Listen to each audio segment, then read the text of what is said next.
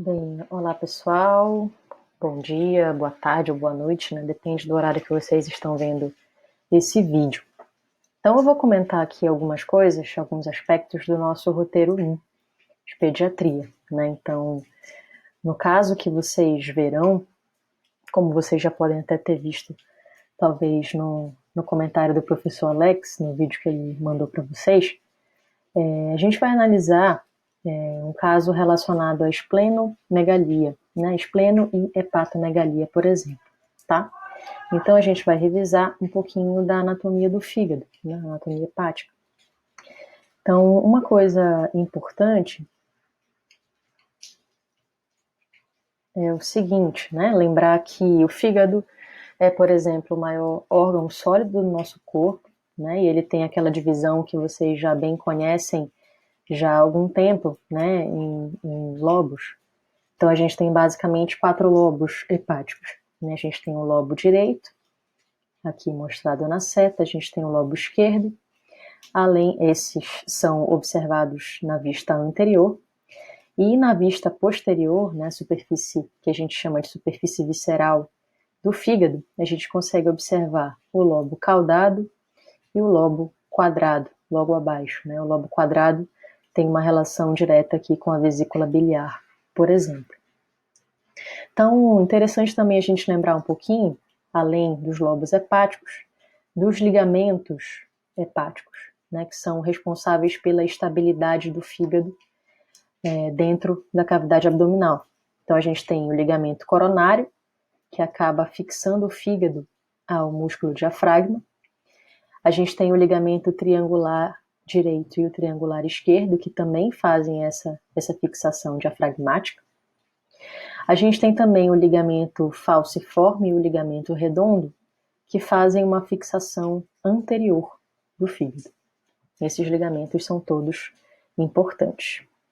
É importante dizer também que todas essas imagens estão no livro de anatomia do Netter, mais especificamente no livro de anatomia clínica, que é um livro bem interessante para vocês, que nele, além das figuras anatômicas, a gente tem também algumas figuras patológicas, tá?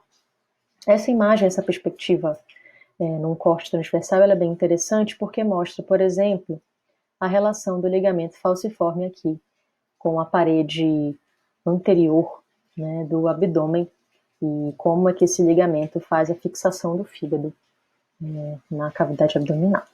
Tudo bem? O próximo órgão que a gente vai revisar anatomicamente é o baço, né, um órgão pequeno, né, considerado pequeno, ele é um pouquinho maior do que o nosso punho fechado, por exemplo, né, é uma referência anatômica que a gente usa muito para o coração, por exemplo, mas também podemos usar para o baço. Então é interessante a gente observar aqui nessa figura do lado direito a localização do baço, né, ele se localiza no quadrante superior esquerdo do abdômen, né, ele é protegido pelo diafragma e também pela caixa torácica anterior. Então vejam aqui que a gente tem os arcos costais, 9º e 10º arcos costais, que protegem esse baço, né? Essa loja esplênica é bem protegida. Também é importante a gente observar na região visceral do baço, na superfície visceral, que a gente consegue observar a vascularização, né, do baço. A gente consegue observar a artéria esplênica e a veia esplênica, que são os principais vasos, né? A artéria esplênica que irriga o baço e aqui a veia esplênica que drena o baço. Então, é importante a gente relembrar também algumas relações anatômicas que o baço possui, né? Além da relação anatômica com o diafragma e com as costelas, é importante a gente lembrar também que ele fica numa região posterior e lateral ao estômago. E também lembrando um pouquinho das funções do baço, né? Ele tem várias funções vitais para o nosso corpo, como a proliferação de linfócitos, resposta imune, destruição de hemácias, de plaquetas, enfim, é um órgão muito importante que em situações infecciosas pode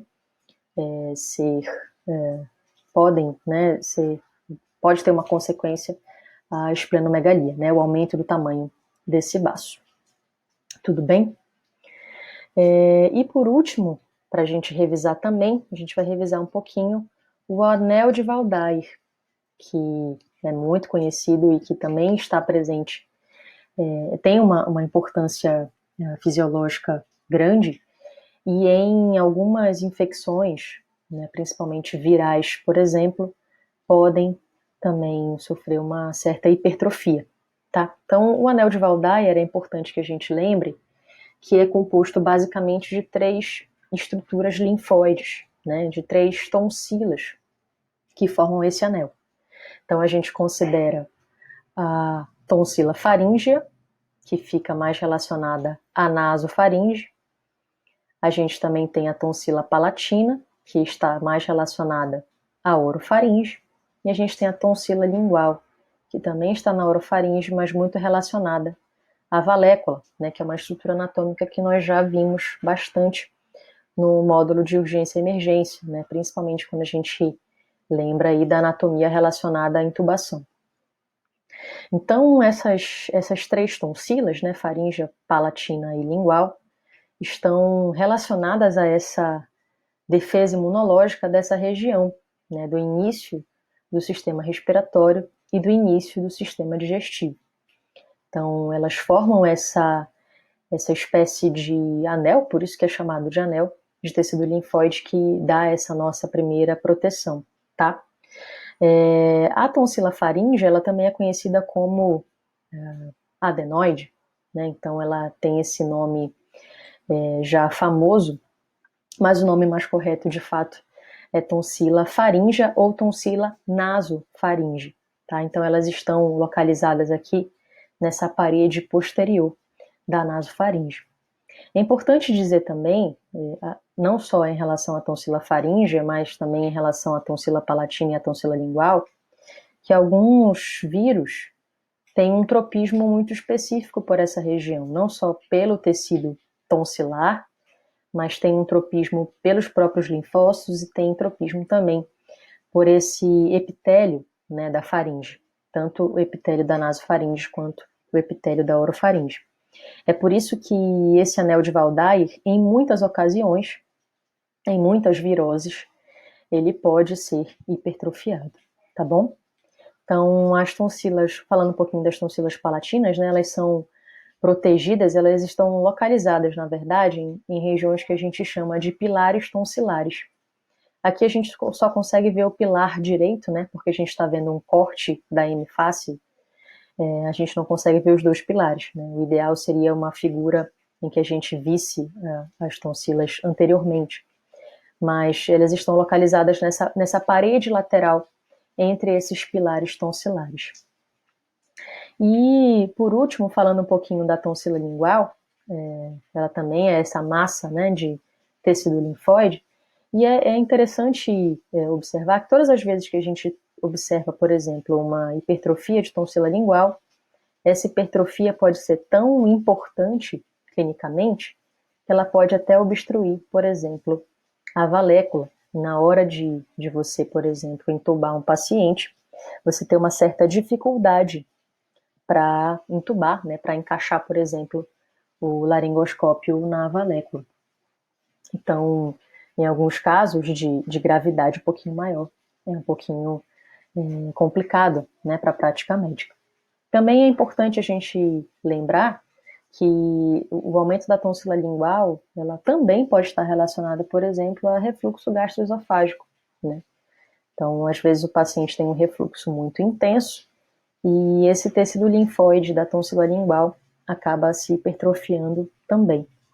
Então, muitas vezes, o primeiro sinal do paciente com refluxo, às vezes não é nada específico, às vezes é a própria hipertrofia da tonsila lingual. Então, esse é o anel de Waldeyer, e espero que tenham ficado claro alguns aspectos gerais, né, do que a gente vai ver na quarta-feira. E se vocês tiverem dúvidas, a gente conversa um pouquinho melhor no nosso encontro virtual no dia 1º de abril. Tudo bem? Obrigada, queridos. Boa noite, bom dia, boa tarde.